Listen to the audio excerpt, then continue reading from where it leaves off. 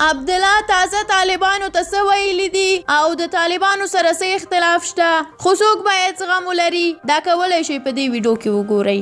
ډاکټر عبدالله وایي طالبانو سره د نظر اختلاف شته، خو متقابل درک او زغم هغه څه دي چې بریا ته مو رسوي. د افغانستان د ملي روغې جوړې عالي شورا رئیس ډاکټر عبدالله هند ته د سفر په ترڅ کې د کوربه هیواد د دفاعي مطالعاتو او څېړنو په انسټیټیوټ کې د خبرو پر مهال ویلي چې په قطر کې د سولې روانو خبرو ته خوشبین دی. د ښاغلي عبدالله په خبره هیله لري چې دا خبرې به افغانستان کې د تیرو 40 کلونو جګړه پای ته ورسوي او افغانان به یو روښانه راتلونکی ولري. د هغه په وینا چې هندي چارواکو ورته د افغانانو په مشرۍ د سولې له بهیره د ملاتړ ډاډ ورکړی دی. نوموړي زیاته کړې ده چې د سولې خبرې په یوه ورځ کې پایلې ته نه رسیږي او وخت ته اړتیا ده تر څو یوه مثبته نتیجه ورکړي. د ملي روغې جوړې عالي شورا رئیس ویلي دي چې طالبان هم خپل نظریات لري او د افغانستان اسلامي جمهوریت هم، خو د خبرو پر مهال به متقابل درک او زغم د بریا لامل شي. عبدالله په افغانستان کې د روان تاوتریخوالي زیاتېدو ته اندېښنه ښودلې او له طالبانو یې غوښتنه کړې ده چې د سولې خبرو پر مهال د تاوتریخوالي په کمولو سره